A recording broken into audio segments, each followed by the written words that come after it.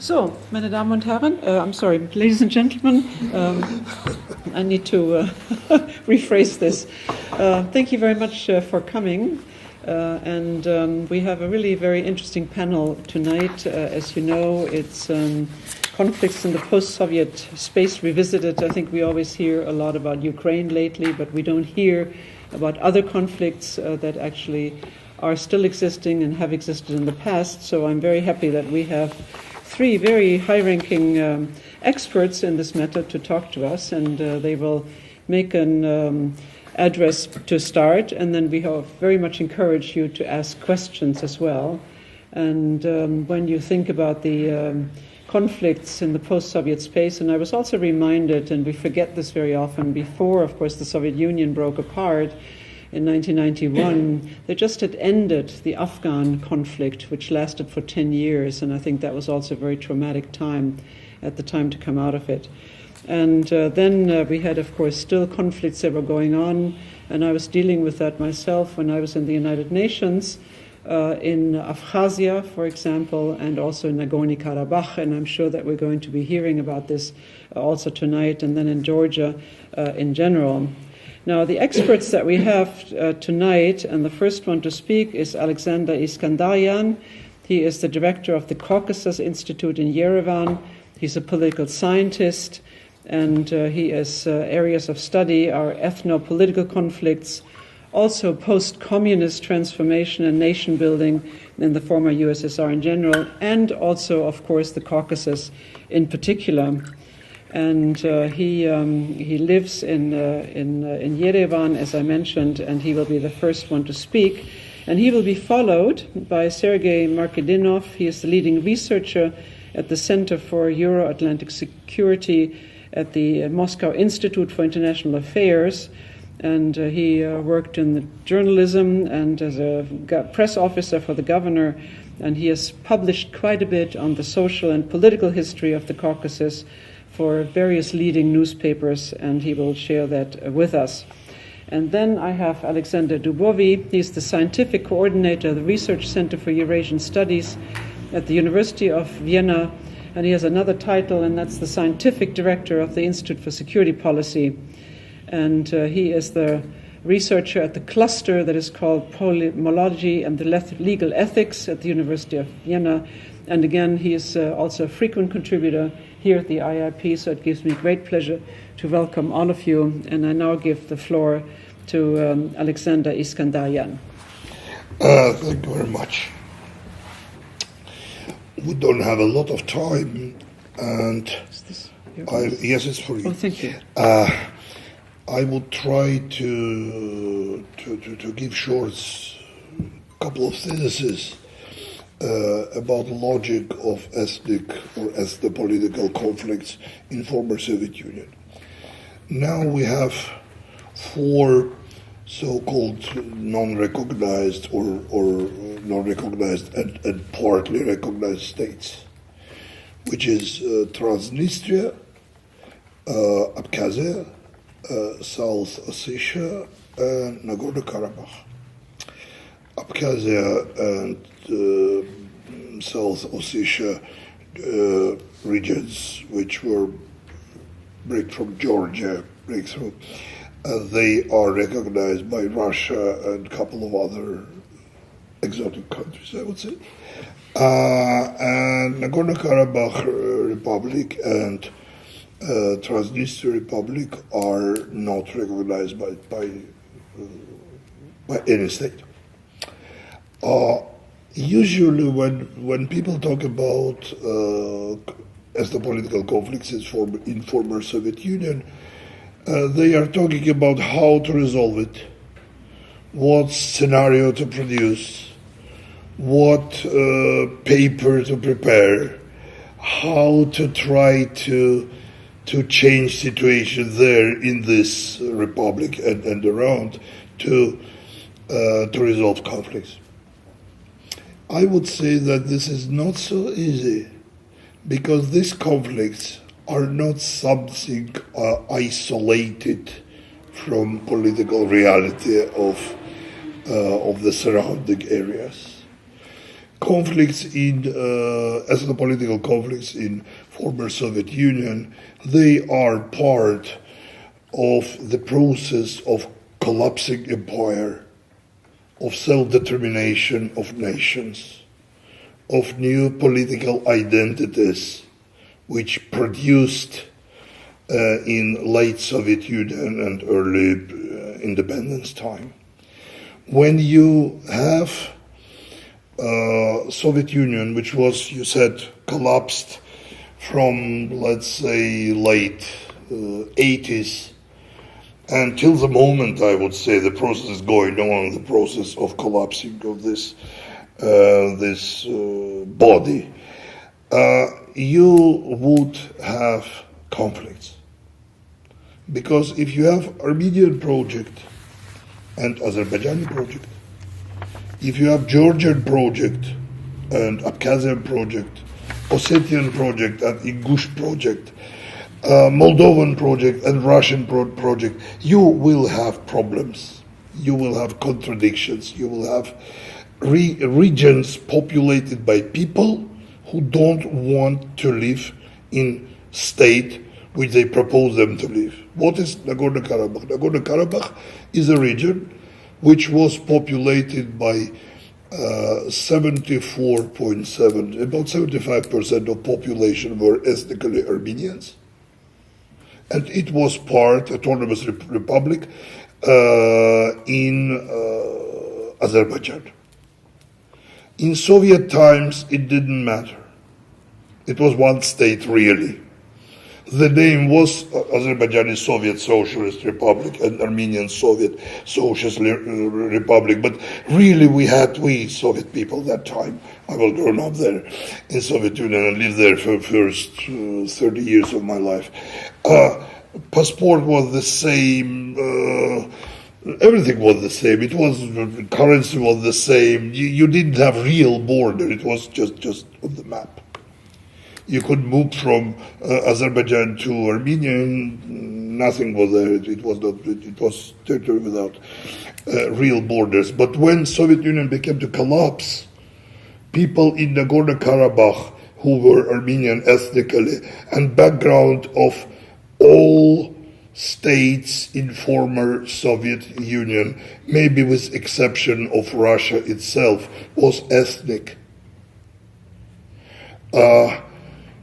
The background for Republic of Armenia was it was project of Armenian intelligentsia. Armenian, I mean Armenian ethnically, culturally. Azerbaijani Republic was Azerbaijani project ethnically. In Georgia, even first president of Georgia, Mr. Gamsakhulia, he said that. He said that we have Georgians and we have guests. By guests, he meant people living there who belong to different cultural or ethnic groups. People who live there sometimes for generations, hundreds of years, etc. So when you have such kind of situation, you would have a conflict. When the background of your state is nation, not imperial as it was before, you would have a situation which you usually have in such kind of conditions. In terms of Western European history, we live in late 18th, beginning of 19th century, collapse of empires, new national identity, something around Napoleon's era. In terms of Central European history, we are in early 20th century. Collapse of Austro-Hungarian Empire, for example, and producing new identities of new nations. Even maybe more complicated because we produce new political nations, because Armenia or Azerbaijan or Georgia or Moldova, they were not states before, really. But ethnic groups are old, with their projection on their history, with their national projects. And when you have this national project, you would have contradictions. So it's unfortunately is not very easy to resolve such kind of conflicts. For example, Nagorno-Karabakh, which is very close to me because I'm Armenian, I live in Yerevan in Armenia, and Nagorno-Karabakh is a region populated by Armenians. They proclaimed state. This state is not recognized, but it exists, it's acting, they have constitution, they have election, they have president, they have laws, they have management of territory, they have army, etc., etc. It is state, just de facto state, non-recognized. And the Nagorno-Karabakh problem is kind of, I would say, center of political identity of people in Armenia. In Middle Eastern terms, it is not Sinai, it's Jerusalem. For both nations, for Azerbaijanis and Armenians as well. And in Georgia, you talk to people and they say that Abkhazia is Georgia. Just it is Georgia. They say about Ossetia that Ossetia is Georgia. Ossetia just came from some places, I don't know, this is Georgia. For Ossetia, this is not Georgia, etc. To resolve such kind of conflicts, you cannot do it by proposing a scenario, writing a paper, find a solution. Such kind of problems, they are not intellectual problems. It's not that somebody will bring a proposal, put it on the table, wow, will say Azerbaijanis and Armenians, we didn't know this is a scenario which, okay, for both of us, it's impossible, or all smart, good political scientists, they proposed scenarios, and all scenarios are on the table. There are three and a half. And problem is not scenario. Problem is that you have in that reality, in reality of, let's say, late 18th century, you have so-called zero-sum game rules. If I, Armenian, lose 30% of something, they, Azerbaijanis, will take the same 30%. If Azerbaijani will lose 15% of something, we, Armenians, will take this 15%. In this understanding of problem, you cannot resolve conflict in principle. What you really need, you need to move from 18th century to 21st. Not to find a scenario, but change people.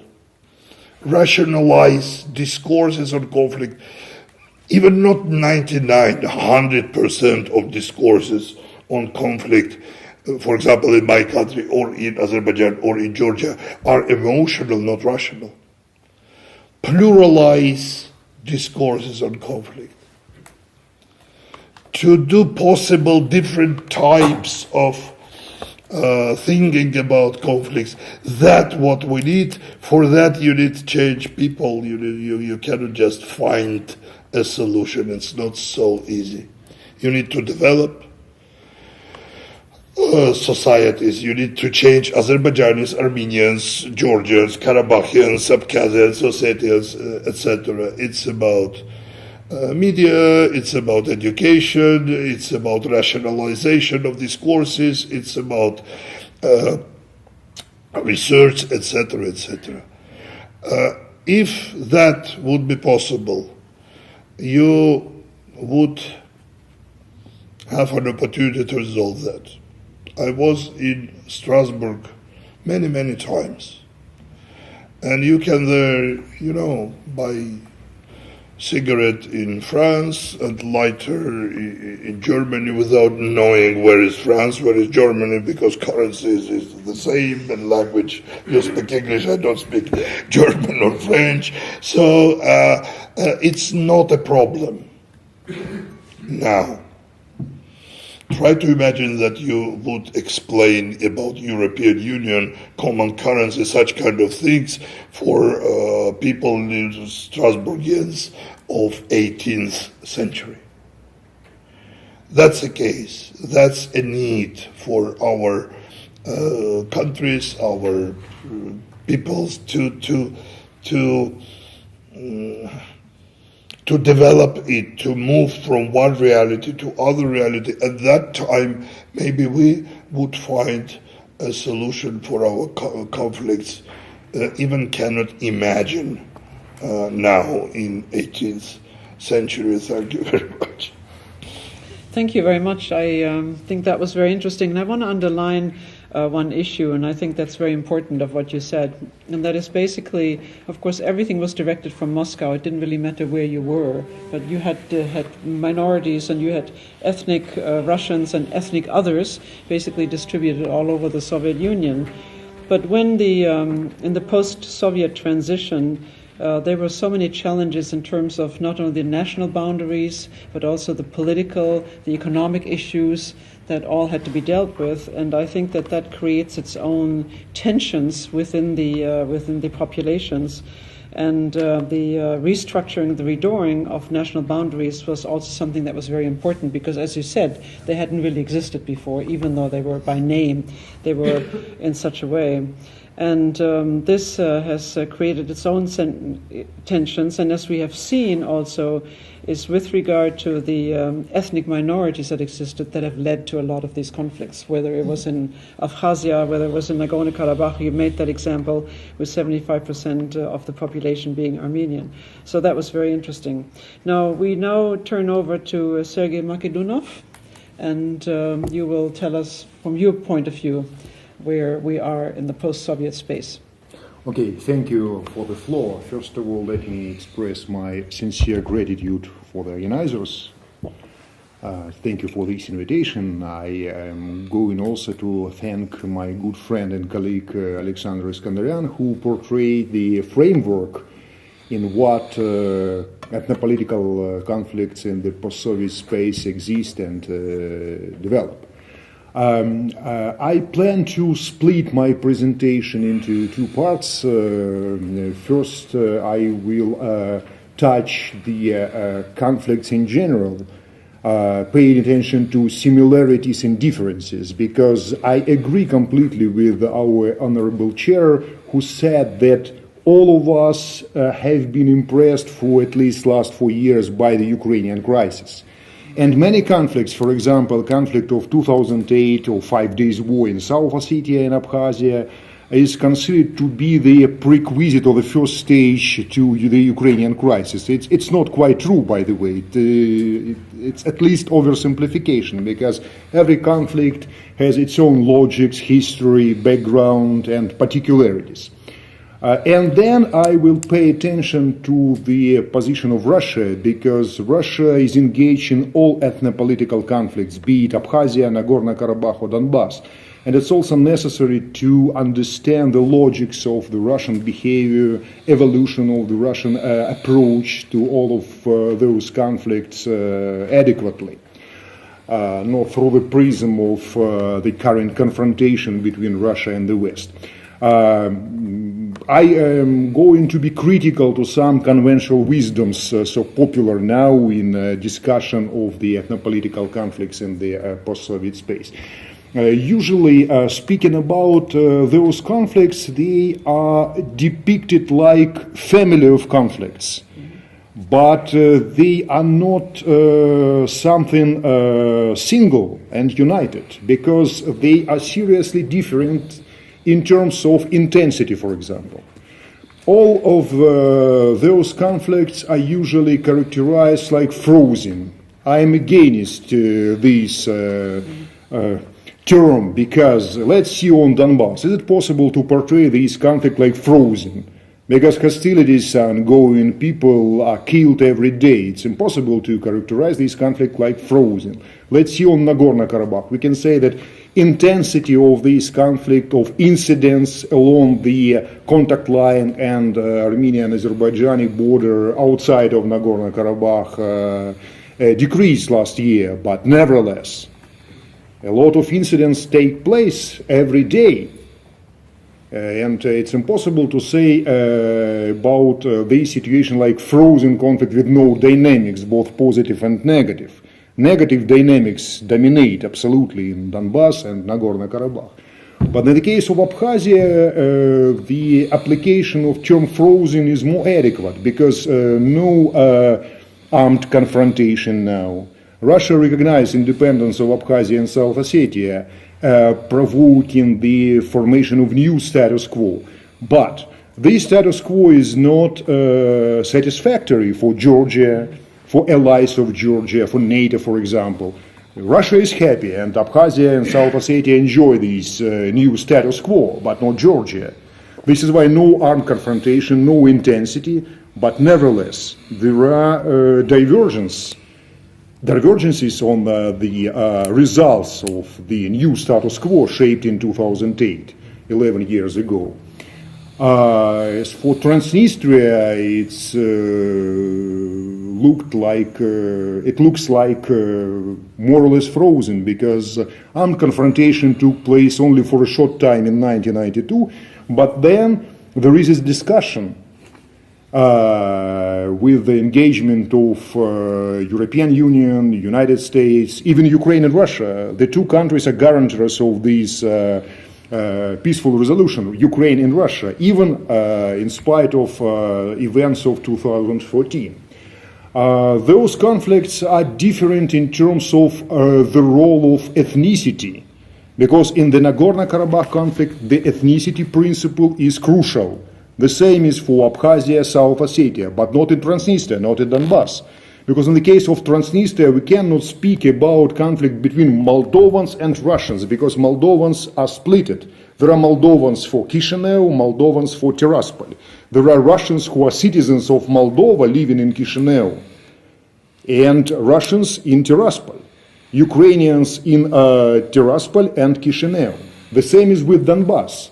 Because I read a lot of simplified literature portraying current situation in Ukraine like conflict between Russians and Ukrainians. But many leaders of self-proclaimed republics of Donbass were Ukrainians. Zakharchenko, who were killed recently, who publicly identified himself like ethnic Ukrainian. It's a question of identity, of loyalty, of the choice of geopolitical and foreign policy preferences, but it's not about identity. This is why those conflicts are different. All those conflicts are different in terms of engagement of foreign or external actors. For example, in the case of Nagorno-Karabakh, Russia and the West are ready to cooperate. Maybe it's a unique place in Eurasia or post-Soviet space where US and Russia are co-chairs of OSCE Minsk Group. And they are ready to continue consulting on the implementation of so-called basic principles of the Nagorno-Karabakh conflict resolution.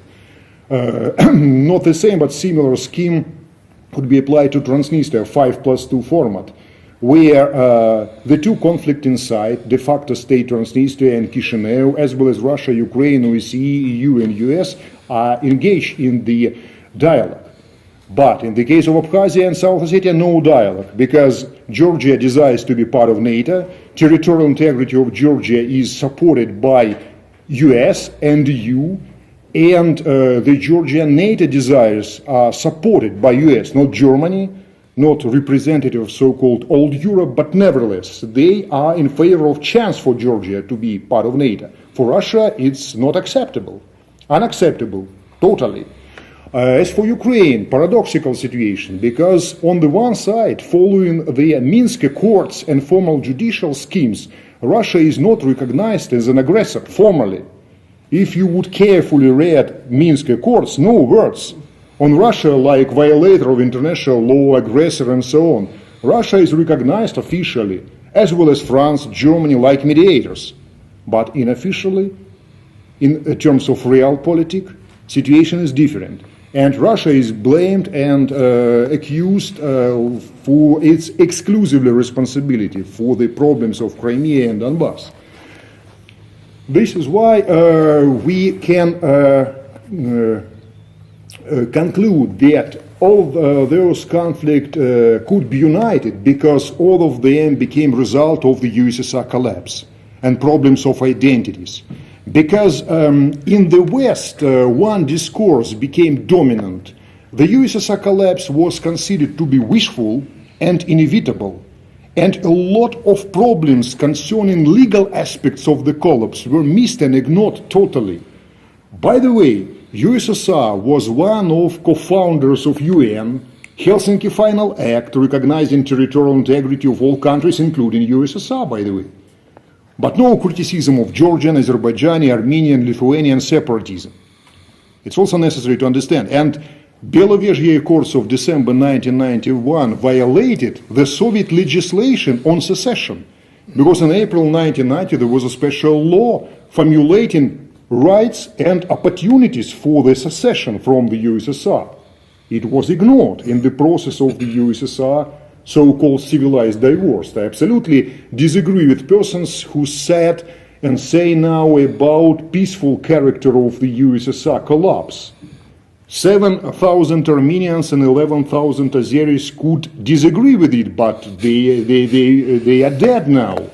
They were killed in the hostilities of the 90s, and they could not engage in our discussion today. This is why it's also oversimplification. But now let me turn to the position of Russia, because Russia is a focal point of all discussions around these ethno-political conflicts. First of all, speaking about Russia's role, we should take into the account some no's. Not know-how, but no's. No. First, no universal approach. If you would follow the foreign policy concept adopted in 2016, its official document regulating the Russian foreign policy, we can register at least 5 approaches to all ethno-political conflicts. First approach, Crimea. Crimea is recognized to be part of Russia, and the Russian government closed any discussions on this topic. As for Donbass, Russia is ready to discuss. Russia didn't recognize the two so-called Populous Republic of Donbass, and supporting the implementation of Minsk Accords.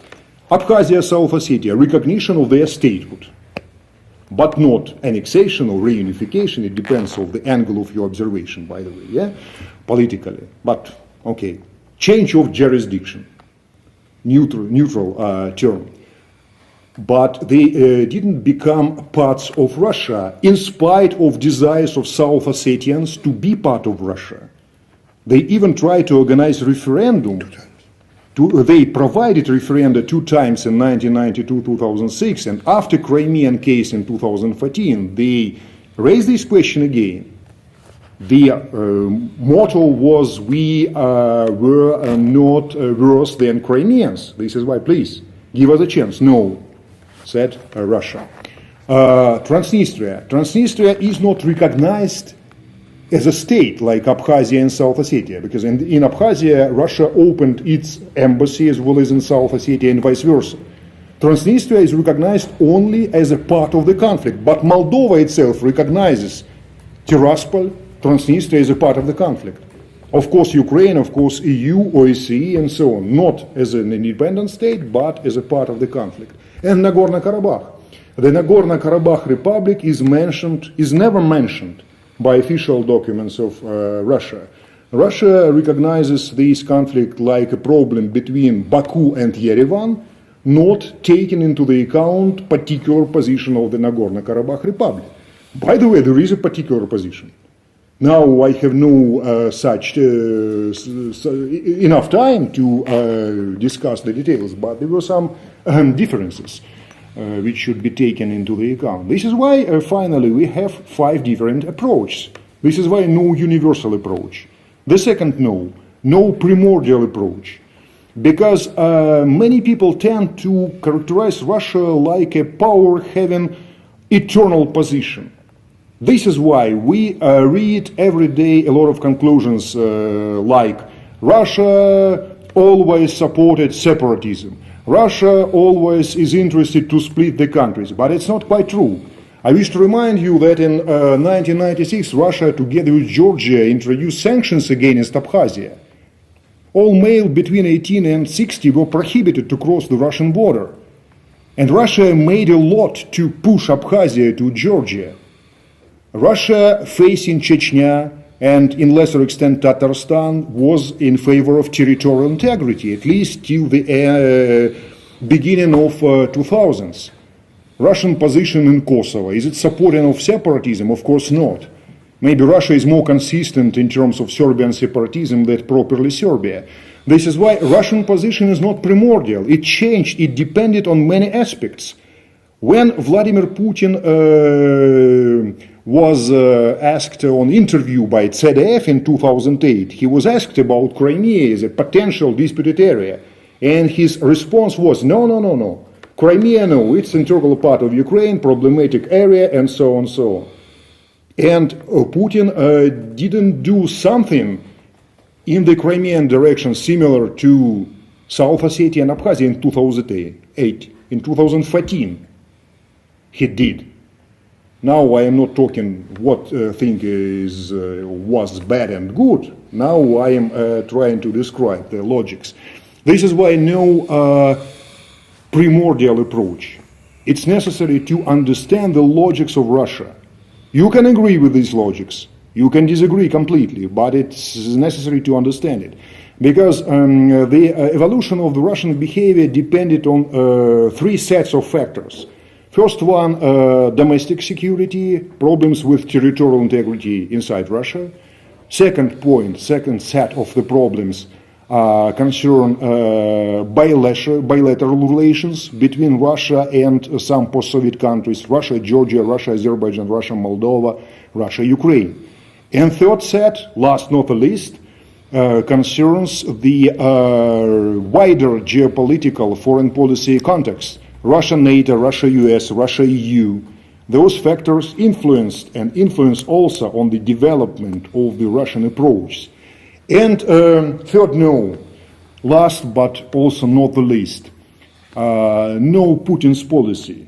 Because in many American writings, especially American, I found such typical features like Putin's approach, Putin's policy, Putin's decision.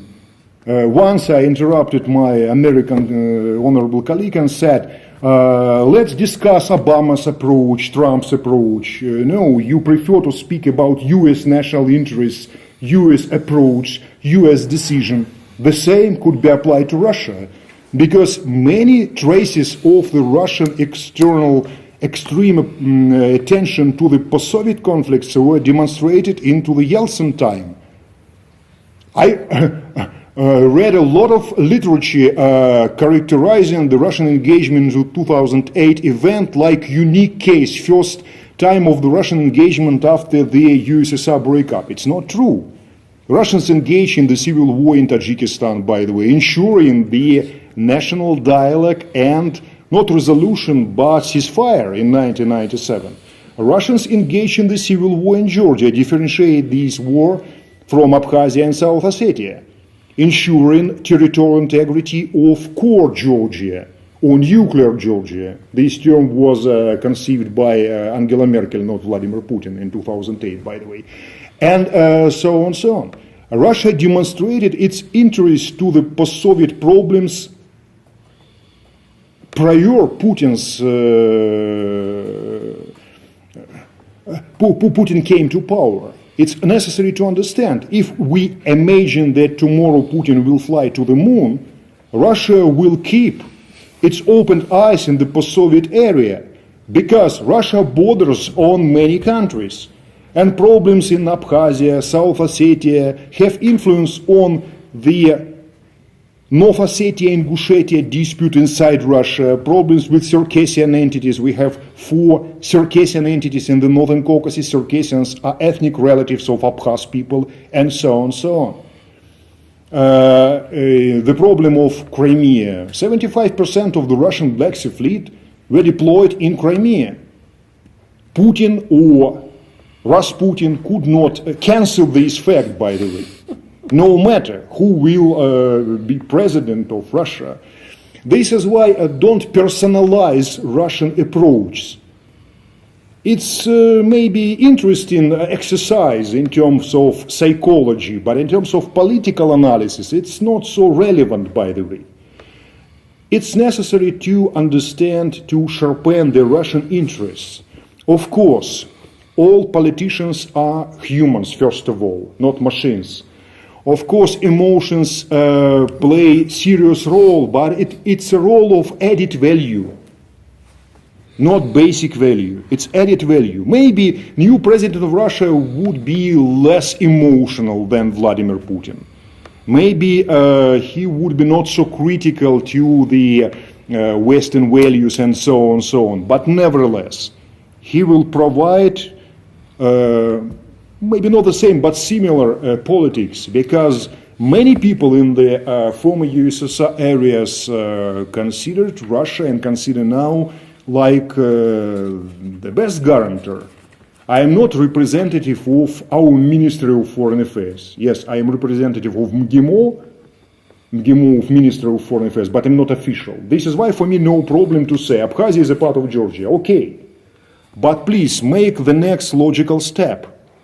If we recognize Abkhazia as an integral part of Georgia, we should conclude that Georgia has a variety of opinions on NATO and Russia, and some parts of Georgia, like Abkhazia and South Ossetia, are not interested to see NATO like the thread line, geopolitical thread line for this country, or beacon for this country. And some parts of this country are interested to see Russia like guarantor of their security and even physical existence. The same is with Transnistria and Crimea, because all of post-Soviet countries have similar problems. Predominantly, they are splitted communities, maybe with except of Armenia, Turkmenistan, which are ethnically homogeneous, but in other cases, a lot of problems. And this splitted character of those communities ensure different foreign policy interests, splits and problems, contradictions around identity and so on. This is why we have solid ratio of people who are interested to see Russia like referee or guarantor and so on. This is why every president of Russia will be active in the post-Soviet space, with Putin or with no Putin. Now let me finish, and I will be open for your questions and comments. Thank you very much, and thank you also for unpacking some of these issues in terms of the various conflicts and where the Russian Federation stands or where Putin stands. And sometimes I think, because Putin, of course, has been president for 18 years, so it's been a long time, so sometimes, whatever is politics in the Russian Federation is then equated by him. So that's just by way of defending sometimes people who make that equation. What I thought was extremely important, what you said, was also to have the logic, what explains the behavior. And that was the domestic security. The second one was the bilateral relations. And the third one was actually the wider political sphere in which you're operating. And I remember that there used to be this expression of the near abroad that was talked a lot. It's kind of disappeared totally from the usage, and maybe it is no longer currently used in the Russian Federation right now or in other countries. But I think that it was a very deep shock when, first of all, Hungary and Poland and the Czech Republic joined NATO fairly early on, and then, of course, in '97 already, and then in the Baltics also joined in 2004, which I think was not anticipated at the time. So this also creates its own tensions, I think, within the post-Soviet sphere in the various countries which have various aspirations, again coming back to the Ukraine. But I'm very glad that you unpacked all of this in terms of the motivations, which I thought was extremely useful. And I'm sure there are questions later on from the audience as well. But before we go to questions, I'm going to turn over the floor to Alexander Dubowy for his presentation. Thank you so much. Thank you. I would like to add just some points on the issue of the statehood of the de facto states. We have not been talking about these points, and about the conflict resolution and how the Western countries, how the EU could help in this issue, as well as maybe 2 or 3 brief remarks on Western and Russian positions. So, talking about the conflict resolution, we should not forget the position and interests of the de facto states and its societies. So, as it is for today, the statehood of the de facto states is in most cases more or less fully fledged, and their interests cannot be just ignored within the conflict resolution process. So, over the last years, the de facto states developed themselves functioning institutions, although in some cases, of course, these institutions seem to be quite peculiar, but nevertheless. And the positions and interests of the societies, of the states, should be also taken into account, taken into consideration. Without the acceptance of this simple fact, the conflict resolution will not be possible at all. So the next point is, for some of the de facto states, the issue of full reintegration is actually not on their agenda. And the societies and the elites of these countries are not seriously considering the possibility of reintegration and don't want to lose their de facto statehood despite all the difficulties of this unrecognized status. So since today none of the conflicts associated with the formation of the de facto states in the post-Soviet space have a quick solution, the most likely scenario for the next years is a dynamic status quo. My colleague Sergey Markedonov has been already talking about this scenario. So in some cases of conflict resolutions, a guided final separation would probably be the only viable option. And in this case, the conflict resolution should be based on the principles of inclusiveness and reintegration of people, and not just territories. And that's why one of the priorities should be the establishment of dialogue formats between the civil societies of the de facto states and civil societies of the mother countries. The involvement of civil societies would bring more legitimacy to the process and the hope for more durable peace. But in this context, we should consider the following problem. In societies with an incomplete process of nation building, in societies with splitted identities, civil society is not always a part of the solution of the problems, but very often part of the problem itself. So a civil society, which in theory should confront nationalist manifestations and be interested in a dialogue, is often itself a carrier of ethnic nationalism and prevents dialogue attempts. And because of that, I suppose the solution to this problem would require sustainable generational shift. So that's why dynamic status quo. Talking about the Western and Russian positions, so we should mention that probably the most problematic point is the geopolitical context of these conflicts in the post-Soviet area. And we should not hope for sustainable progress in resolving the conflict without a significant rapprochement between the West and Russia, and without a profound change in the European security architecture. And even more, the annexation of Crimea and the Donbas crisis demonstrated that the disintegration process in the post-Soviet space has not been fully completed yet. Actually, it was, if at all, fully completed in legal terms, but not from the historical point of view. From the historical point of view, the legal dissolution triggered the formation of new state entities and political nations, and this process is still continuous. So in the next decade, we will rather face the appearance of new conflicts in this post-imperial, post-Soviet space, rather than a solution of the existing conflicts. So hoping for the things getting better, one should still stay realistic and prepare for the worst.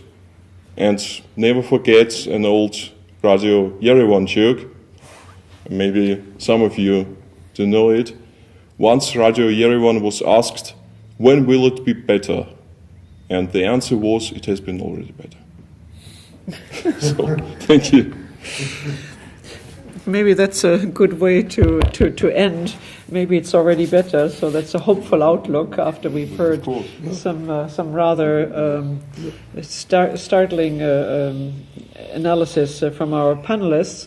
But it is now my great pleasure to open it up for questions, and I would suggest that maybe we take 2 or 3 questions at the same time and then give the panelists a chance to answer.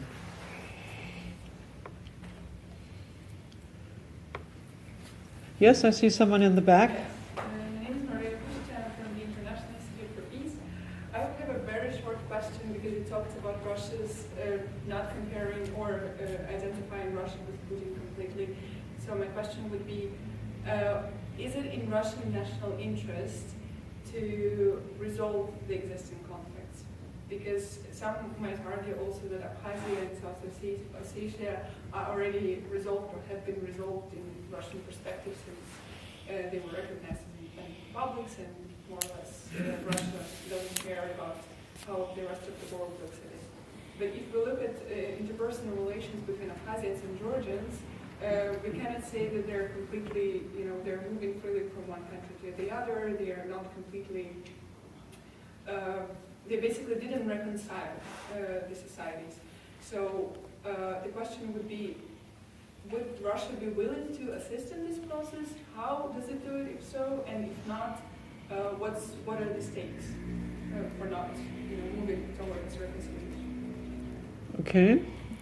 Is there another question? Yes. Well, I'm not going to be very popular with this panel, but that's all right. So my question is that do you think the approach of trying to maintain an imperial influence in post-imperial age will be very useful in trying to resolve the conflicts around the CIS countries around Russia? And do you think that approach will be very useful?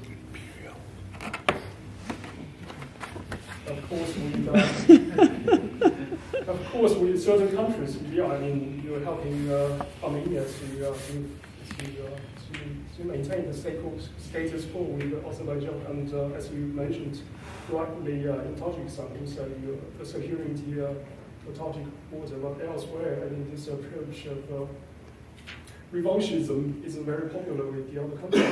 If you look at Ukraine, Moldova, in the Baltics, everybody is very nervous about it. So that'll be it. Thank you. We have one more question. Yes, the gentleman.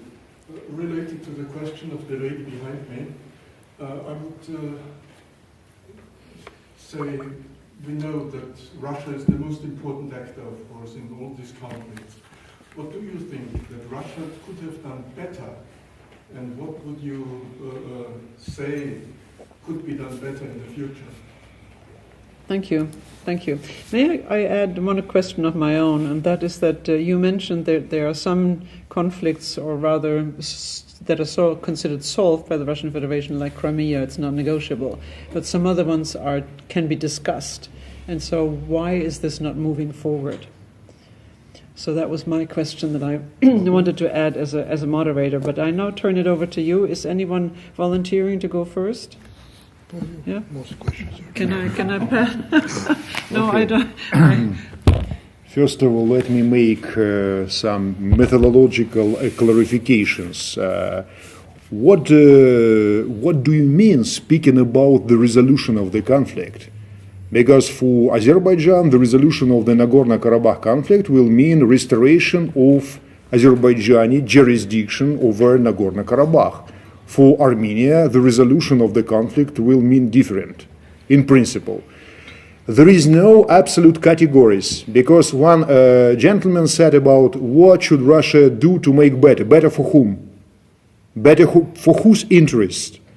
Better for US? Better for Russia? Better for Abkhazia? Better for Georgia? Answering those questions, we can get different perceptions and different prism of the observation. Because for Russia, a return of Crimea to the safe haven is a resolution of the problem. For Ukraine, no.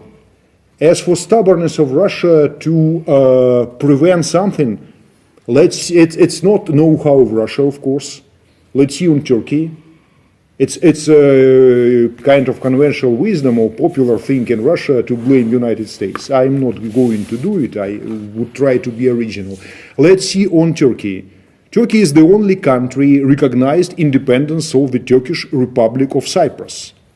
And no problems for the Turkish authorities to follow this thing, because for Turkey is better and was better, because it was about security of the ethnic Turkish population of Cyprus.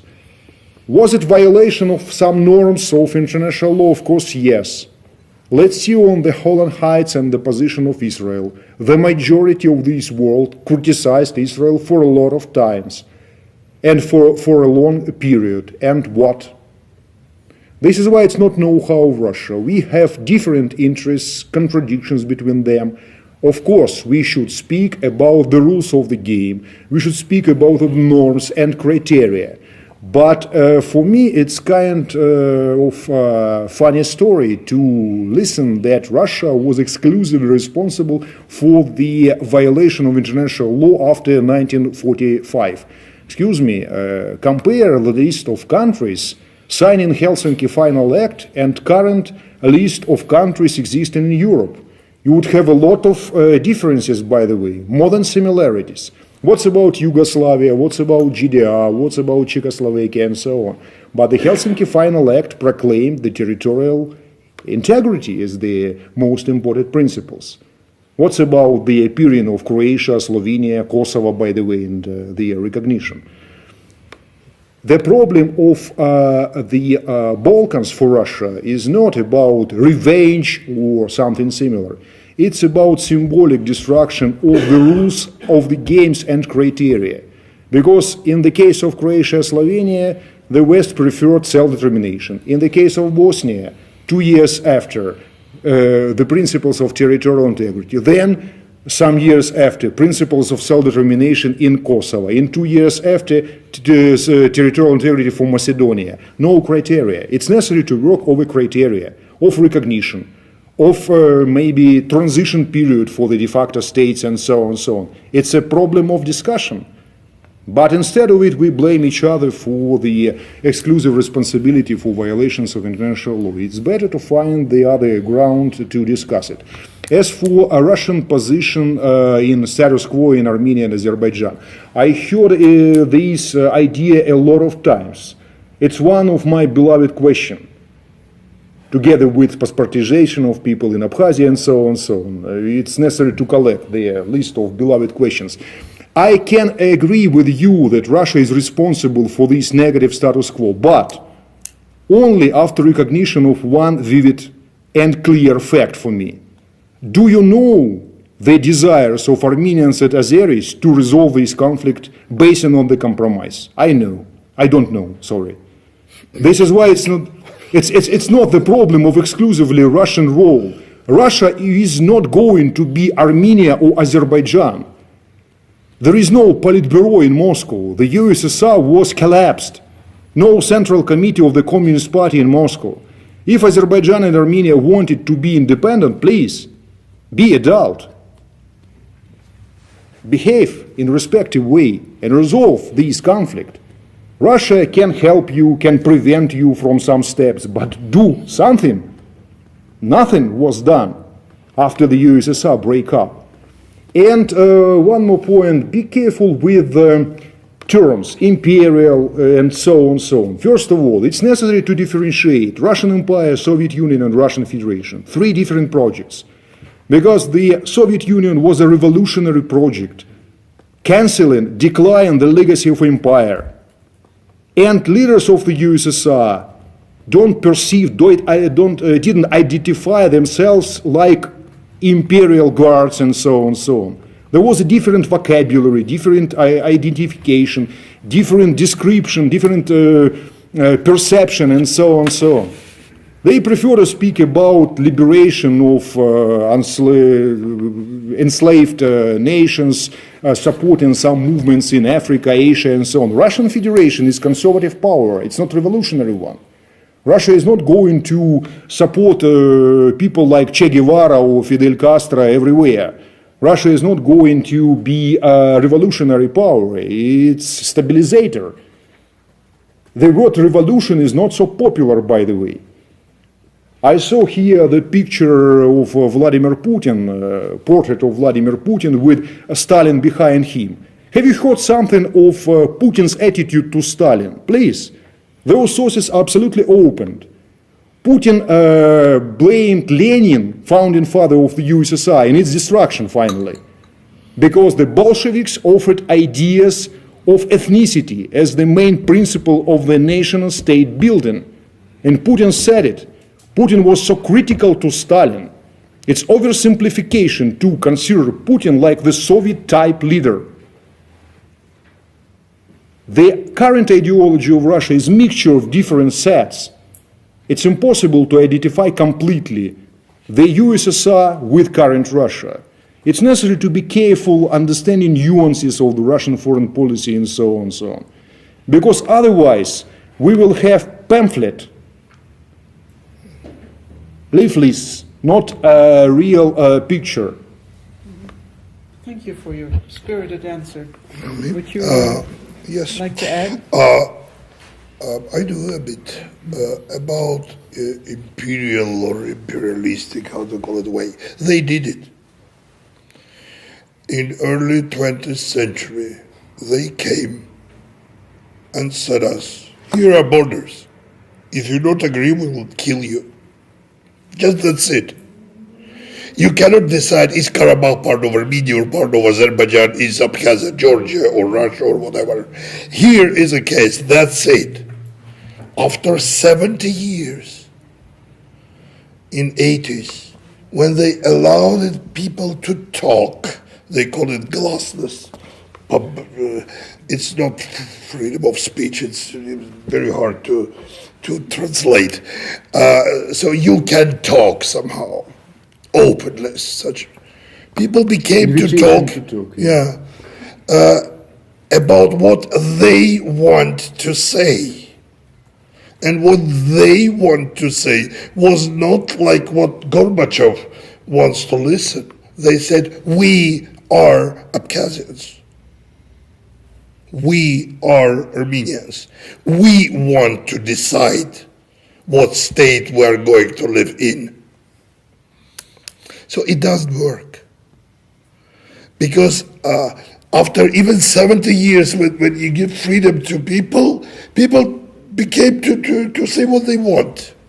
Real problem you have, for example, in our conflict, in Armenian-Azerbaijani conflict, you have two logics.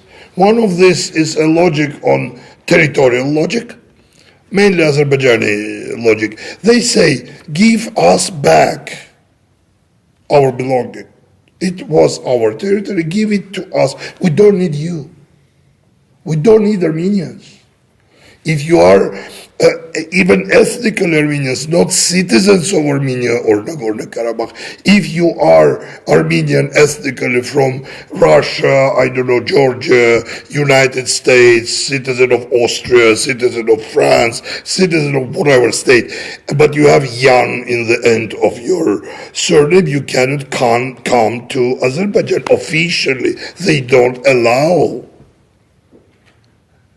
So they don't need us, say Armenians. Armenian answer is Nagorno-Karabakh is not just territory. It's about people living there.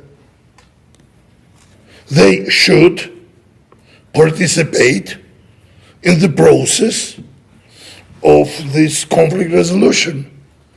Azerbaijani point of view is that they are not exist. It's about Armenia. So you have contradiction, you have problem. You said, if I'm not mistaken, Russia is most important country in that conflict. No, I don't agree fully. The most important countries are Armenia, Azerbaijan, Nagorno-Karabakh, Abkhazia, Ossetia, and Tbilisi. Sure, you can use them. Sure, you can find interest there. Sure, you can, sell weapons, to provide support, or vice versa. Yes, that's right. But the main keys of the conflict are not in Moscow. They are in Yerevan, in Stepanakert, in Baku, in Tskhinvali, Sukhumi, etc. They are absolutely right. Agree with Dr. Markedonov. They cannot resolve the conflict instead of us. They can help or not help, but to do it instead of people living there is impossible. Generally, and last but not least, maybe it's even not for that discussion, but it's my old discussion with Dr. Markedonov, very old. Soviet Union was, it's my point of view, not his, was a form of Russian Empire. Yes, vocabulary was different. The discourses were revolutionary. Everything was looked not like that, but at least from 30s, it was a continuation of developing of Russian imperialistic project. You can call it Soviet, not Russian, but it was, I would say it was continuation. What we have now, this is a process really different. It's a process of building nation states, which is not imperialistic projects. Thank you very much. I think that what we're hearing also is that basically people want to live in ethnically pure states. And I find that a bit of concern because I think we've left that, should have left that behind. And I'm remembering a man who became very famous, who was originally Armenian, and it's Vartan Gregorian. He is now the president of the Carnegie Foundation in New York. And he's always talked about when he grew up, that, I think he grew up in Istanbul, and he also said it was all a melting pot. There were so many ethnicities, there were so many religions. From Lebanon. Oh, okay. So, basically he sort of said, this is all gone by the wayside somehow. And, you're seeing it now again. You're seeing it in the neighboring country here, in Hungary also, ethnically pure states. Cyprus is another example between the Greek Cypriots and the Turkish Cypriots. So we're not seeing it not only in the post-Soviet conflict states, but also in other countries. I find that regrettable because I've grown up in kind of, also with a wider worldview, if you so want. But on the other hand, I recognize that is very much to see the other as a bit of an outsider or an enemy, maybe. And I find that deplorable. Maybe that's a way where we should start looking for solutions and not enforcing that. I tried to say that. Yeah. Oh, okay, but good. So, Alexander, just maybe here. 2 brief points. Professor Höhle, we were talking about Russia remaining a main stakeholder in the post-Soviet space. That is true from my point of view. At least for the next decade, Russia will remain the main strategic stakeholder in this area, regardless of the fact whether its positions grow stronger or weaker. So not everything that happens in the post-Soviet space is due to Russia, but a lot. Good, bad, ugly things should also consider the Russian position in some kind of way. That's the first point. We don't have to like it, but that's the fact. And the second point, you were quite rightly criticizing the Russian politics in the post-Soviet space, and also the post-Soviet space are quite rightly criticizing Russian positions. But at the same time, we should not forget that some of these post-Soviet space leads an openly nationalistic and in some ways quite imperialistic politics towards ethnic minorities and de facto states. So criticizing Russia, it's absolutely right, but just criticize the other side also. Okay, well said. I think we have time for one more round of questions. So I would encourage you, I see two, the lady, please, first. We are just in a process of rethinking the European Union. And I think we could jointly look back at the beginning of the European Union, when there were a lot of conflict between Germany and France, for instance. And by setting up the European Union, eventually these conflicts, as you pointed out, you can go from France to Germany and to Belgium and wherever, these conflicts exist no more. There was no war after that. And I think Russia had some ideas, I don't remember the name, I'm sorry, of building a kind of united post-Soviet or after-Soviet unions. I don't know what the name was, but I haven't heard of that. And it's not only Russia's obligation. I agree with you. It's your. No thanks. Not mine.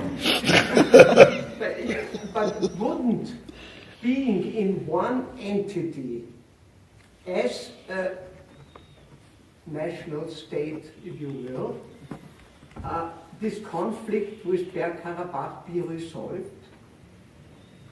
I think that would be the way to go.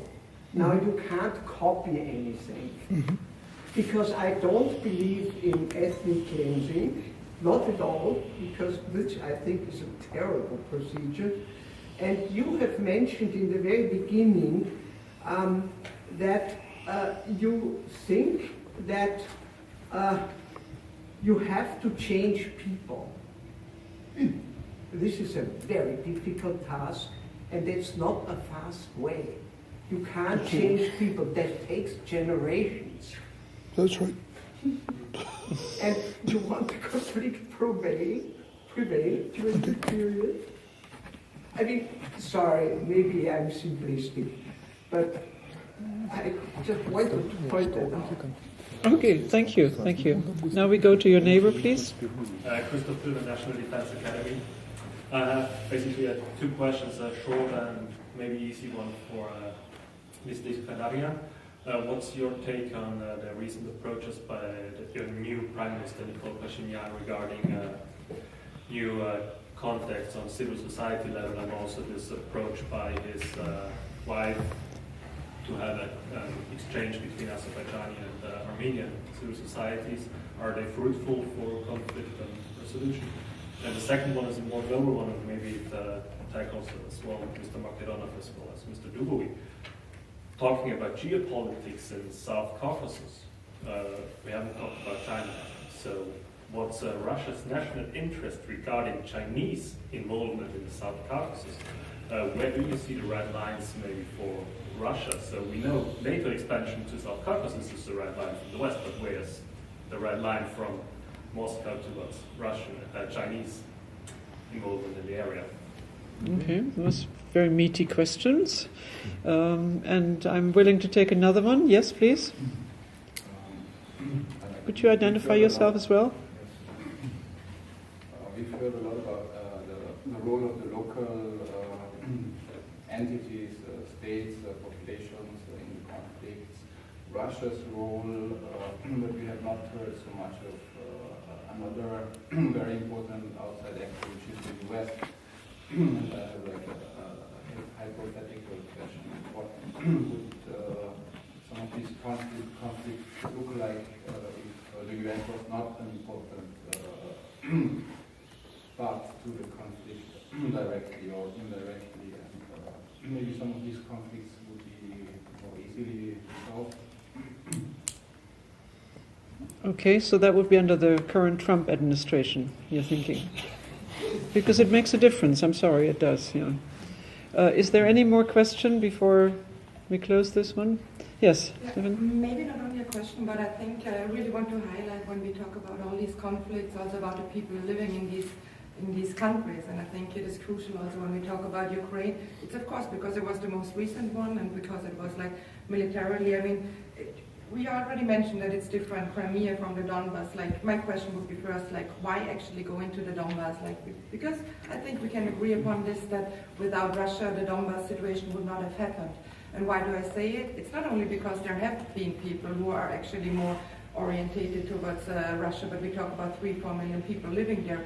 And I would argue that most of them, like around 80%, are not really that political. You know, they would just, they actually prefer just to live in peace. And this is also one of the main differences probably between Ukraine, because I'm not so familiar with the other conflicts, or a little bit also longer. But I mean, we have in South Ossetia 50,000 people, in Nagorno-Karabakh 150,000, Abkhazia around 250,000, and Transnistria 500,000. But in eastern Ukraine, we talk about 3.5 million people there. So this is also one of the biggest differences, and I think it is very important also to acknowledge that not everyone is very politically intensified, and as you said, it is not, especially in Ukraine, not an ethno-political conflict, but a different situation. Okay, thank you very much. So we've got 4 questions. Maybe I turn to you first. Okay. Just to reverse the order. So the China question. I think that balancing China is one of the central issues for Russia for the next decades to come.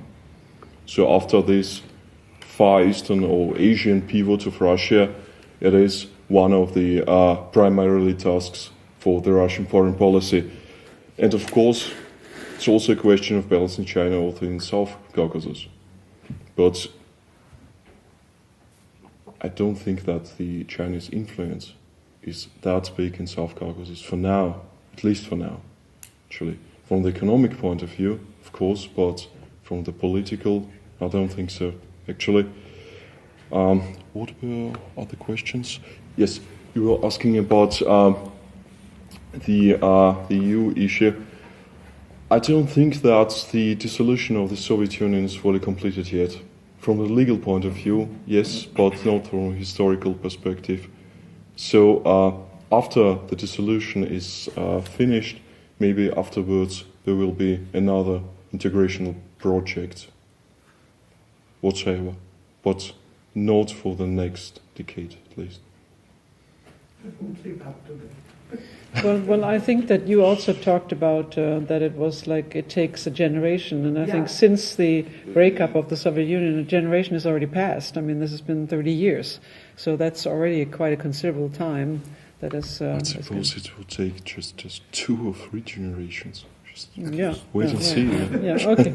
All right. Maybe not 30 years, but just 10 years. Yeah. Okay. Yes. EU first. EU is a unique project. It's not universal. In EU, you still have 28 or 27, I don't know how to now, states, and in the world you have more, about 200. EU is acting somehow, sometimes not ideally, sometimes you have problems inside EU, but okay, it's working somehow. But try to imagine European Union, which consists not from nation states, but from Portuguese Empire, Spain Empire, Austro-Hungarian Empire, I don't know, German Empire, and Ottoman Empire. To have EU first, you should have nation states. In our part of the world, in the East, in the former Soviet Union, you have the process which is vice versa. It's a developing of identities which we are doing just now. Then I can imagine, yes, I can imagine kind of union of different nations, not necessarily former Soviet Union. Why? Maybe we will be part of different project. Ukraine in one part of the world, Armenia in another, Georgia in the third, or I don't know, Uzbekistan in another one. But yes, I can imagine. But for that, you need to build your state, your identity, and then to change it. You said that I'm talking about we need to change. I don't think that I can change. I think this is a process. Yes, this process can this is for generations. That's right. In Nagorno-Karabakh, it was killed in Armenian part about 7,000 people. Population there of Nagorno-Karabakh is about 140. That means then in every family you have father, mother, brother, husband, wife, child killed in that war by Azerbaijanis. It's not easy to talk to them about reconciliation, about such kind of things. What do we need? I will. You said about situation that ethnic cleansing and ethnic situation, which is 30 years not changing. It is changing. The discourses are changing. We in Armenia have a lot of people on the streets who are Azerbaijanis ethnically. They are from Iran. They are Iranian citizens, and they speak Azerbaijani. Every Armenian can listen. It's not very hard to listen where it's as a Turkic language and where it's Indo-European. It's very easy, and it's okay. They are coming as tourists there. It's not a problem because they are not citizens of Azerbaijani Republic, but ethnically they are Azerbaijanis. I can bring you example that our president, all presidents of Armenia, they usually in Christmas by TV, when they talk to people, it's very usual. In Armenia, usually they begin with "Dear Armenians." We have different words for ethnically Armenians and for people living in Armenia. It's different in Armenian language. And they used the first term, which is "Dear ethnically Armenians." Dear Armenians by culture, by identity. Maybe it's not because of me, but I wrote and said many times that this is I'm a popular talking head on Armenian TV, they take interviews with me, etc. I said this is wrong, because saying "Dear Armenians," he congratulates my president, he congratulates, I don't know, Kim Kardashian, Charles Aznavour, somebody living, God knows, in Argentina, nothing to do with Armenia. But he don't say to my neighbor, which is Greek ethnically. He don't say this congratulations to a friend of my son who is Russian ethnically and he served in Armenian army.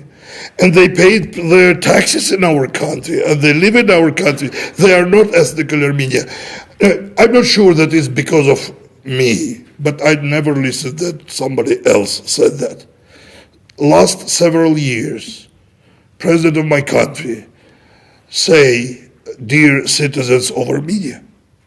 So you need time to change it. It's not so easy. You cannot do it in one day.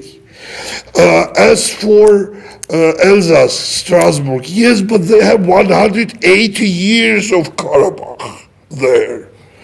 And after that, they could, and it was worse than Karabakh. They to find this solution, you need to develop yourself. As well. About Nikol Pashinyan, new prime minister, and all this, it's not about persons. It's not about changing of concrete person. Yes, he said some good things, but sometimes it could be that society could be more radical than the leader. It's very typical for Caucasus, by the way. It is not just that a person should come and everything will change. It's not like that. So you can listen good things, but it is not so easy to change. Yes, we need a lot of time. And last, role of the West. What is we West? Need another meeting. For a couple of decades, I don't know what is the West. America is one thing, Turkey is another, Europe, 28 countries, with different interests. France is one, Germany is another, etc. So fortunately, it's different in different conflicts in Abkhazia, Ossetia, Ukraine, Crimea, etc. It's different. As for Karabakh conflict, maybe it's the best. It's the best format. In Karabakh, most of players, actors, they want peace.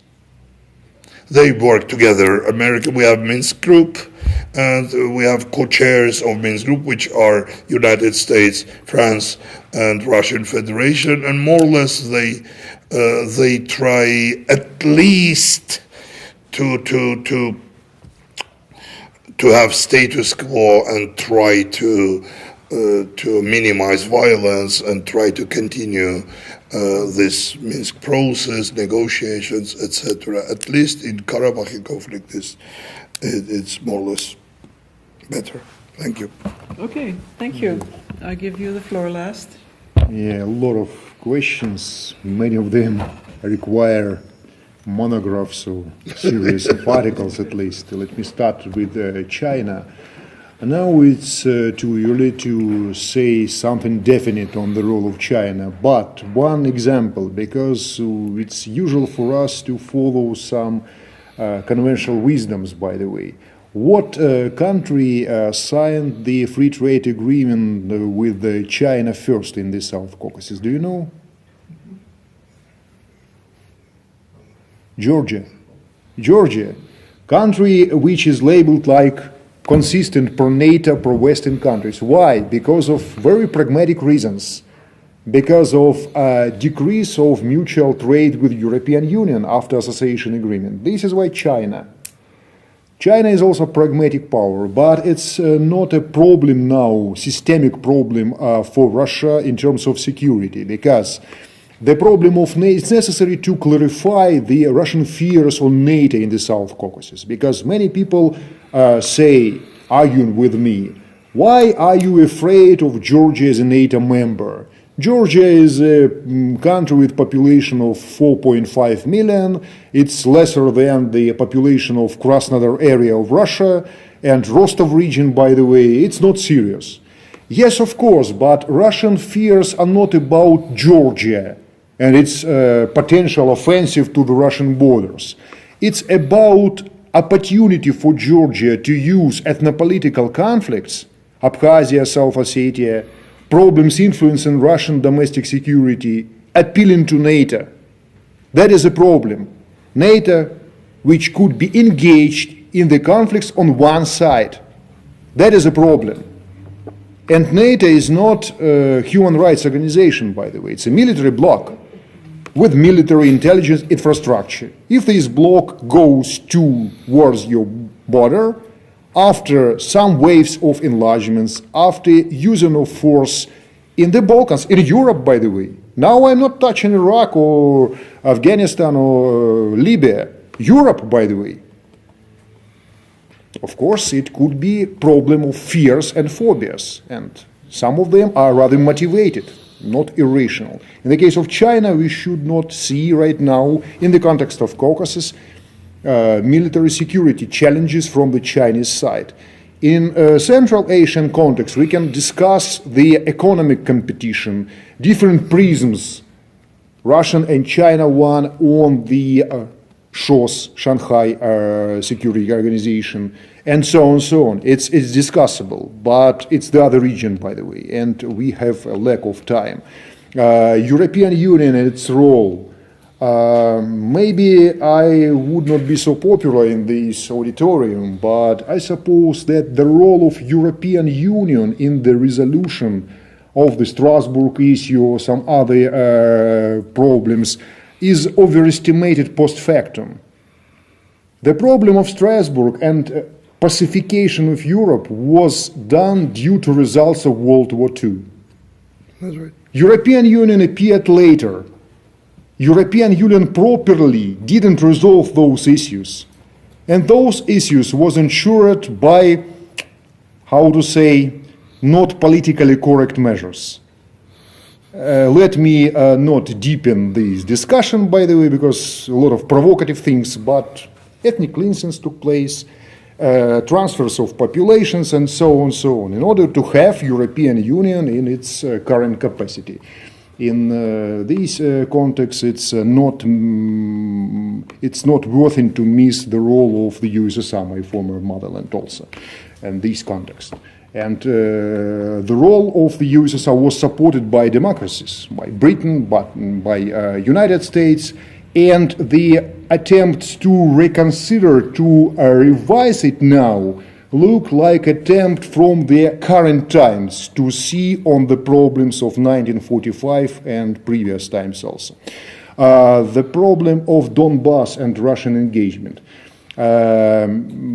Maybe I would sound also not so popular, but it seems to me I am the only person who really was in Donbass, not?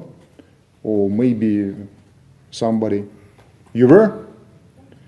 Because I was born in Rostov-on-Don, in the southern part of Russia. My first trip to Moscow took place at the age of 13. My first trip to Donetsk took place at the age of 3.5. Practically every week I traveled to Donetsk, Lugansk, or Luhansk, if you want, and I understand the problems there.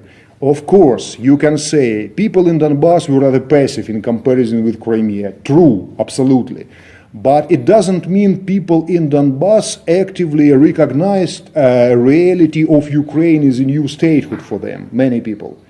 My first visit to Donbass in capacity of young scholars took place in 1994, 3 years after the USSR collapse.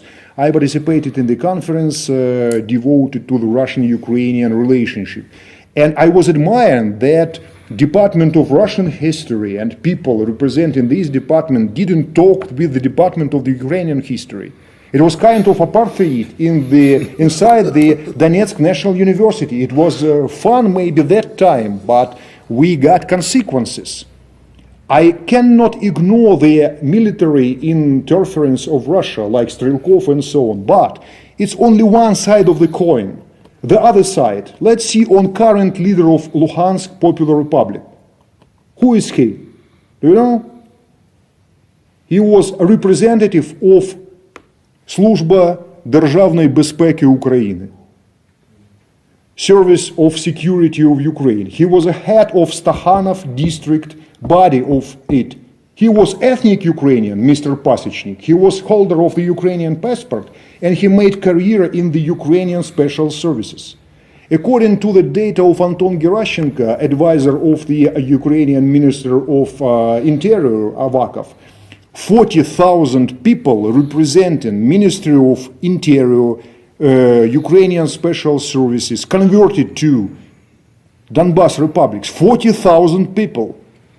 In Crimea, 19,000 Ukrainian troops were deployed. 12,000 of them were converted to the Russian military service, including Commander-in-Chief of the Ukrainian navies. About what? Those facts, about the problems with loyalty, national identity, because in my mind, Donbass and Crimea became possible after the trigger in Maidan, and then violation of accords between Yanukovych and opposition. It was triggered. And Russia, of course, intervened. But I can imagine the situation when small group of armed people, led, for example, by Mr. Yarosh, arrived in my own city, Rostov-on-Don. Would they be met by mayor of the city with bread and salt? I'm not sure. But Strelkov was greeted by mayor of Slaviansk, Nelly Stepa, who was imprisoned there. It's necessary to discuss a lot of facts which destroy our very simplistic understanding. Russia appeared and everything became wrong and worse. Of course, I can agree with you. With no Russian support, Donbass would not struggle. But it would be kind of Serbian Krajina if we accept this scenario. Okay. Speaking about ethnic cleansings and European Union, what's about Serbian Krajina? What's about Kosovo? Ethnic cleansings were accepted, by the way. Croatia became European Union member after withdrawal of 250,000 Serbs from Serbian Krajina. Yes, Croats promised to return those refugees, blah, blah, blah, and so on. But find Serbs in Knin, for example, now. It's a puzzle. It's a puzzling task, by the way. A lot of people were withdrawn with no criticism, by the way. This is why it's necessary to be so careful. Canceling the sharing of responsibility. Russia is responsible. And Donbass was, of course, crushed by the Ukrainians. But why does it need to Russia? I'm not sure. It was a dream of Russia. Because the problem of Ukraine, behavior of people and opinion of people, many people were so doubtful in this new motherland, appeared in 1991. Of course, many of them, especially in Donbass, were not in favor of Russia as a newly country for them. They were in favor of another Ukraine, not Ukraine represented in Maidan, but nevertheless, their voices were missed, lost. And I completely agree with Alexander speaking about de facto state and people living there. We are discussing frequently the restoration of territorial integrity of Ukraine and Georgia, but we also should start discussing the restoration of trust between people, restoration of feelings of people who would perceive newly independent countries of the former USSR like their own, not aliens, not people from the other planet. It's necessary to understand because a lot of splits existed. And of course, Russia can make something, and Russia made added value, but not basic value, in the case of Donbass and Crimea. All conflicts are very, very complicated. And coming back to the question of yours about the speed of changes, frankly speaking, I am so tired from so-called schedule psychology and schedule approach. Because many politicians say, we have this year like corridor of opportunities. Excuse me, do you pass exam in running or jumping? Why? Why should we accelerate our process? Are we gods or creators and so on and so on? We should rely on our experience, on history and so on and so on. We should be very fast to resolve this problem. Yeah. There is a very popular proverb in Russia that very high speed is necessary for catching of fleas. In other cases, it's necessary to elaborate in other strategies. Thank you so much. Thank you very much, and thank all of you for very inspiring presentations. May I just make one brief remark? Oh, sorry, I didn't see you back there. Yes, of course, yeah, of course. Hannes Svoboda, our president of IIP. You know the region, but I know Croatia very well. And many went back and had the possibility to come back. It's not always easy to come back, but don't say that we rejected, that the people have fled. In a war, people leave. But there was an openness, and I spoke with these people, I was there for the Serbs to come back, and many came back. Not everybody, some wanted to stay in Serbia. But don't compare things which should not be compared. But don't speak about Donbass, you know much more about that. But for Croatia, please. Okay, I know Croatia also. I was 4 times there, and I can discuss the situation with you. There's 12, which was peace. But it was open to come back, and people came back and people got the support. What's the ratio of those people? 80%, 70%? Not Well, 70%, minimal ratio. But I think what this discussion shows is that we all have our own assumptions and we all have our own facts, which sometimes are not exactly correct. And so this is why the value of a discussion like this is that we learn from each other, and we also learn some facts that maybe we have not known before. I find that sometimes what happens also when you try to get news, it's not always easy to get news. Unless maybe you speak the language of the country, then you can get local news, but otherwise you get whatever is offered to you by other outlets, and that is not always correct, or maybe it is biased in certain ways. So I think that to talk to each other is really the way to go about it. But I also want to go back to what Stephanie said, and that is, of course, the people, they want to live in peace. I mean, that's really what people want to have. And that is something that we should never forget, that there's a will of people to lead a peaceful life and to have a prosperous life and to do better for their children. I think that's what we're all here to do. But on the other hand, that does not mean that the conflicts that currently still exist are going to be solved in the next 10 years and maybe not in the next generation. I don't know. But I agree with you that I don't like the designation of frozen conflict. It gives a wrong impression. And I think that we should look at it in terms of something that could be addressed in a more positive manner. Well, having said that, I want to thank all of you, and I think we ought to give them a big hand and thank them for coming here.